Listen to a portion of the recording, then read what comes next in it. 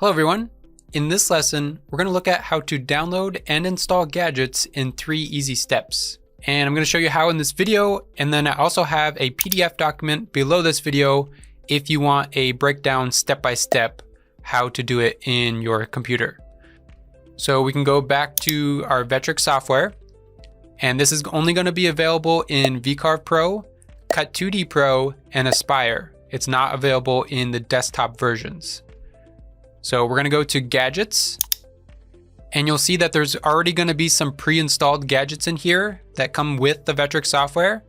And you can also see I have some external gadgets that I've installed.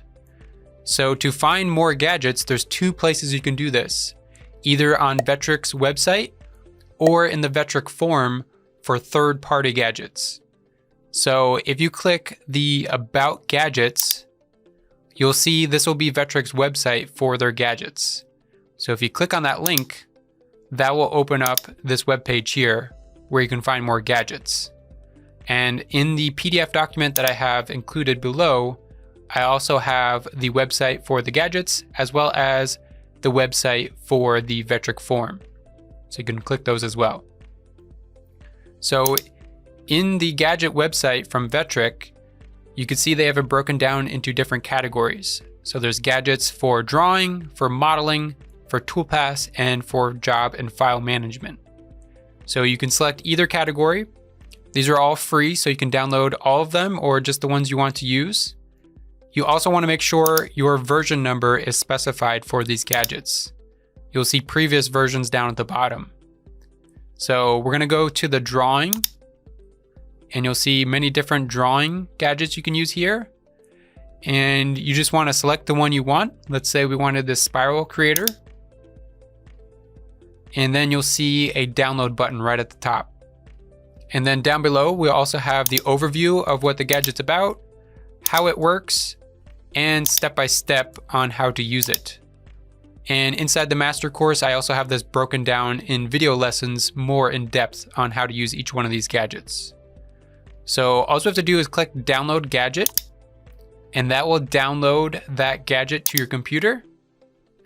And then if we go back to Vectric software, and we'll close this down, to install the gadget, this will be your 3rd step. You want to click Install New Gadget. And then right here will be that gadget we just downloaded. So we'll select that and click Open. And then just agree to the license agreement. And then you'll get this message that it's successfully installed. So click OK. And now when we drop down the gadget menu, you can see we'll have the spiral gadget. Now you can open it up and there it is. So that's how to install gadgets from Vectric's gadget website. To install third-party gadgets, there's a little bit different steps you have to take. So I'll show you that process. So that's going to be in the Vectric forum. You'll find many different third-party gadgets that users have actually made. And all of these are free in here as well. You just have to check with whoever made it if they have any certain licenses or anything to use them. But most likely all of these are going to be free. So let's say we wanted this easy MDF cabinet door maker. Click on that and you'll see the gadget right away. But what I recommend doing is always going down to the bottom of this page because they can do updates to the gadget. So if you scroll all the way to the bottom, you'll see multiple pages. So I always go to the very last page and then scroll all the way to the bottom, and these will be the most recent post. And then scroll up until you see this zip folder right here. So as you can see, this was a version update. So he has a description of what he fixed and any updates he made to the gadget. So this will be the one you want to download, which will be the most recent. So as you can see, this is a zip folder. This is a little bit of a different file than when you downloaded from Vectric's website. So we're going to click on this, and that's going to download to our computer as well. Except this time we're going to open up that folder that it downloaded to. And you can see Vectric files come as a vGadget file type. The one we just downloaded is in a zip folder.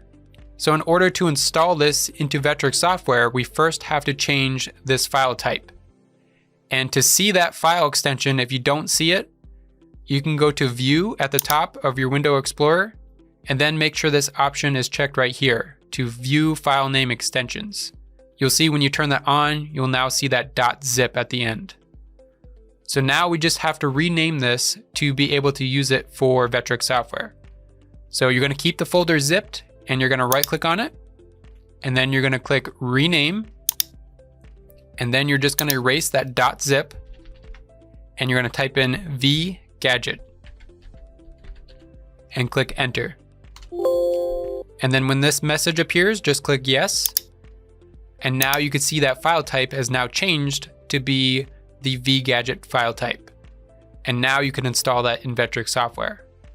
So if you go back to Vectric, go to the Gadget menu, click Install New Gadget, and we can find that Easy MDF door maker and click Open, and it's successfully installed. So click OK, and then we can go up here to check, and you'll see right there, Easy MDF door maker, and there it is. So that is how you can download external gadgets from Vectric's website and gadgets made by third parties. So like I said, if you want the PDF document, that's listed down below under this video, and that will be a step-by-step of what I just showed you here. And then also, if you want to learn more on gadgets, inside of my Vectric Master Training course, I actually have a lesson on all of the gadgets here.